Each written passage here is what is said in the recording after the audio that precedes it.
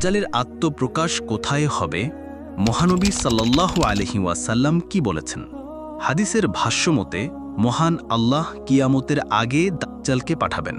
সে এসেই পৃথিবীতে ত্রাসের রাজত্ব কায়েম করবে। ধোঁকা ও প্রতারণায় মানুষের ঈমান ছিনিয়ে নিবে। তার ভয়াবহ ফিতনা সম্পর্কে রাসূল সাল্লাল্লাহু আলাইহি ওয়াসাল্লাম বলেন, আদম আলাইহিসসালাম থেকে কিয়ামত কায়েম হওয়া পর্যন্ত ফিতনার চেয়ে কোনো ফিতনা বড় নয়। মুসলিম হাদিস নম্বর 2946। সে হবে ইহুদীদের স্বপ্নের নায়ক। একত্রে ৭০,০০০ ব্যক্তি তার আনুগত্য মেনে নেবে। রাসূল সাল্লাল্লাহু আলাইহি ওয়াসাল্লাম তার ফিতনার বিষয়ে সতর্ক ছিলেন, উম্মতের জন্য দোয়া শিক্ষা দিয়েছেন। তাই দাজ্জাল সম্পর্কে জ্ঞান রাখা সবার জন্য জরুরি। যুগে যুগে দাজ্জালের কথা।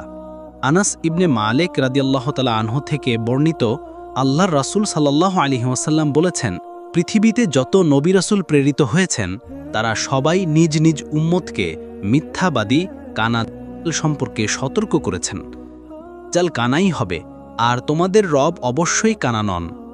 দাজ্জালের দুই চোখের মাঝখানে লেখা থাকবে কাফিরুন। বুখারী হাদিস নম্বর 6598।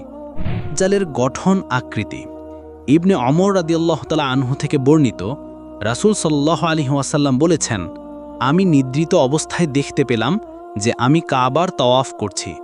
হঠাৎ একজন লোককে দেখতে পেলাম, ধূসর বর্ণের আলোথালু কেশধারী। তারা মাথা থেকে পানি গড়িয়ে পড়ছে কিংবা টপকে পড়ছে। আমি জিজ্ঞাসা করলাম, ইনি কে? লোকেরা বলল, ইনি মারিয়ামের পুত্র। এরপর আমি তাকাতে লাগলাম।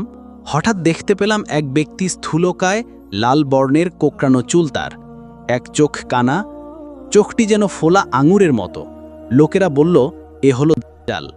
তার সঙ্গে অধিকতর সাদৃশ্যপূর্ণ লোক হল ইবনে কাতান বনি খোজাইয়ের এক ব্যক্তি। বুখারী হাদিস নম্বর 6643। দাজ্জাল কিয়ামতের আলামত।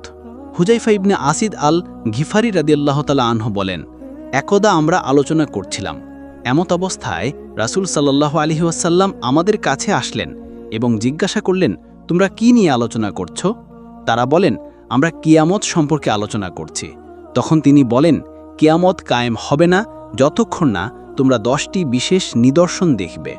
অতঃপর তিনি ধূম্র, দাজ্জাল, পশ্চিম দিগন্ত থেকে সূর্য উদিত হওয়া, মারিয়াম তনয় ঈসা আলাইহিসসালামের অবতরণ, ইয়াজুজ মাজুজ ও 3 ভার ভূমিধস, অর্থাৎ পূর্ব প্রান্তে একটি ভূমিধস, পশ্চিম প্রান্তে একটি ভূমিধস এবং আরব উপদ্বীপে একটি ভূমিধসের কথা উল্লেখ করলেন। এই নিদর্শনগুলোর পর এক আগুন প্রকাশিত হবে ইয়েমেন থেকে এবং মানুষকে তাড়িয়ে হাসরের ময়দানের দিকে নিয়ে যাবে। মুসলিম হাদিস নম্বর 7021। দাজ্জাল এখন কোথায়? ফাতিমা বিনতে কায়েস রাদিয়াল্লাহু তাআলা আনহু থেকে বর্ণিত হাদিসে দাজ্জালের অবস্থানের কথা বর্ণিত হয়েছে।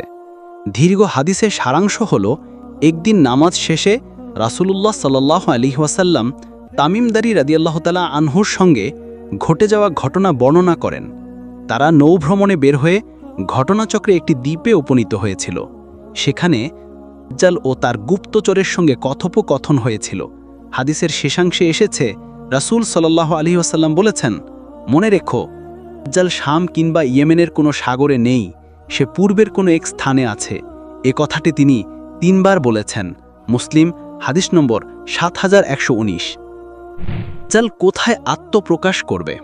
আবু বকর সিদ্দিক রাদিয়াল্লাহু তাআলা আনহু বলেন, রাসূলুল্লাহ সাল্লাল্লাহু আলাইহি ওয়াসাল্লাম আমাদের বলেছেন, দাজ্জাল পূর্বাঞ্চলের কোনো স্থান থেকে বের হবে। স্থানটির নাম হলো খোরাসান। কিছু কম তার অনুসরণ করবে। তাদের চেহারা হবে স্তর বিশিষ্ট ঢালের মতো।